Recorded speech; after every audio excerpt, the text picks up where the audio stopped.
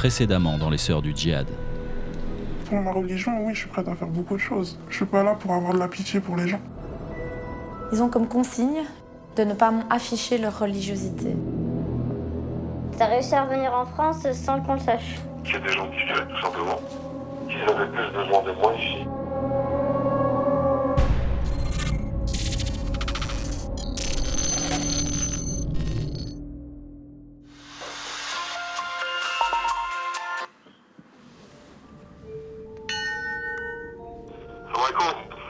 Alaykoum salam.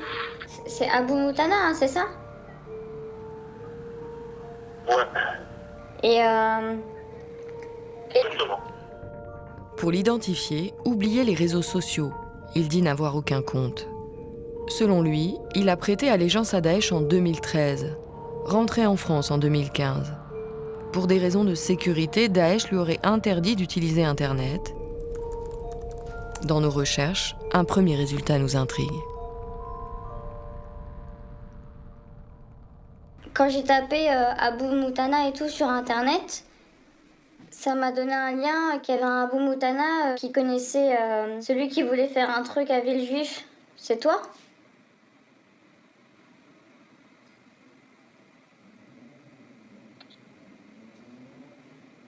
Je sais pas où t'as trouvé cet article-là, mais non.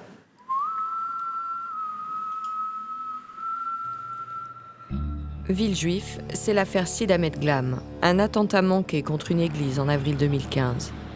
Aurélie Châtelain, une jeune femme, est abattue. Glam aurait été activé par des membres de Daesh, dont un Français, qui a pour pseudo Abou Moutana. L'homme est encore recherché à ce jour. C'est toi ?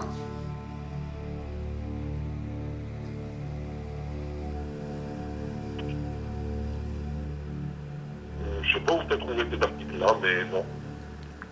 Il dément. La suite pourrait s'appeler Coup de pression. T'as entendu l'histoire de c'est toi. Eh ben, Ouais, t'es une journaliste. Elle a donné des informations sur Rachid Kassim, tout ça. La journaliste dont il parle, c'est nous. Mais le sait-il ? et t'as vu ça où ? Parce que je le connais personnellement. Voilà, j'ai demandé, j'ai appelé, est-ce que c'est vrai ? Ils m'ont dit, ouais, il est frère. Si tu parles avec lui, demande-le. Ça va être un peu compliqué pour l'avoir, mais... Les faits sont simples. Nous ignorons qui il est. Et lui ne semble pas nous avoir démasqués. Et Rachid Kassim est mort. Rachid Kassim est un Français de Daesh. À l'été 2016, il est la bête noire des services secrets occidentaux. Kassim aurait inspiré plusieurs attaques en France.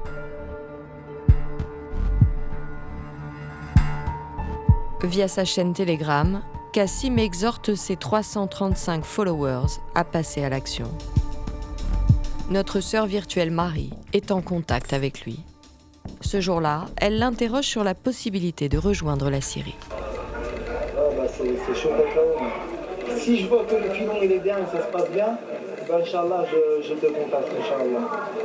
Kassim souhaite communiquer de façon encore plus cryptée et sécurisée sur un téléphone portable. Nous téléchargeons l'application Telegram, il nous envoie un premier message vocal et voilà ce qui suit.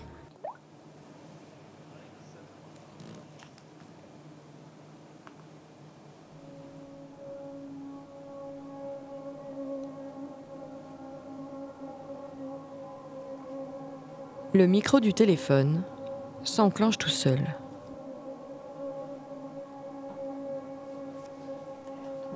Impossible de le désactiver.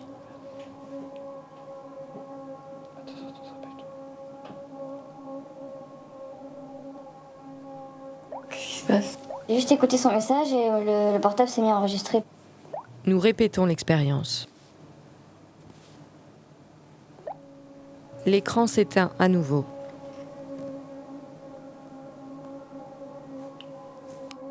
Le micro s'enclenche, comme si quelqu'un nous écoutait. Nous confions le téléphone à notre expert IT pour intelligence technologique. Okay, nice correct. Bouge pas. Je vais le faire parce que j'ai pas vu.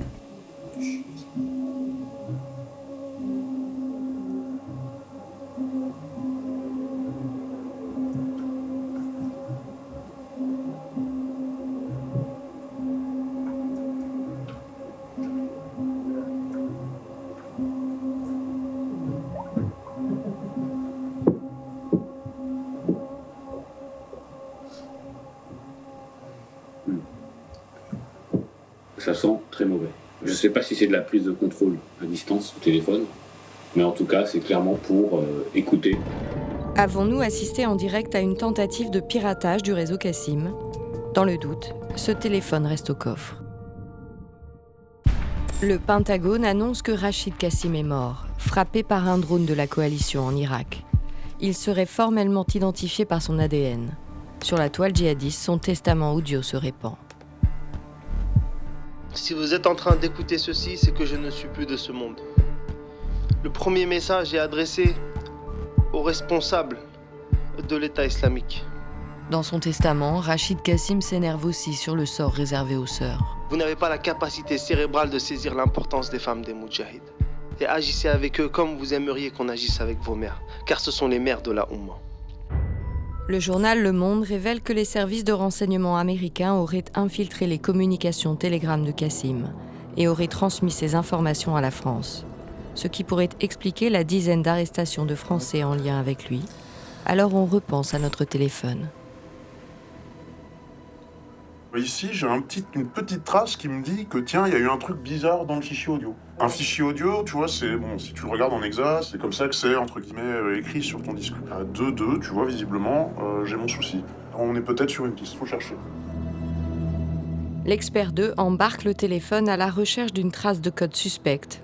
En clair, il va l'autopsier. Je peux pas démontrer que c'est autre chose qu'un bug. Mon intime conviction, ça reste que vous vous êtes fait écouter. Dans la chronologie des faits, c'est quand même cohérent. On apprend que des services ont pu introduire le téléphone de Rachid Kassim. Il y a plein de gens qui étaient en contact avec lui direct qui tombent. Et au milieu, vous recevez le message qui vous allume le micro discrètement en mettant en veille le téléphone. Il n'y a aucune trace sur le téléphone. C'est pas n'importe qui est payé pour pas laisser de traces. Qui est ce n'importe qui ne laisse pas de traces ? Impossible pour nous de l'identifier. Pavel Durov, le créateur de Telegram, répond à la CIA. La CIA n'a pas pénétré Telegram, ils ont hacké les systèmes d'exploitation des androïdes. D'après lui, les Américains auraient craqué les systèmes des téléphones, mais pas son application cryptée.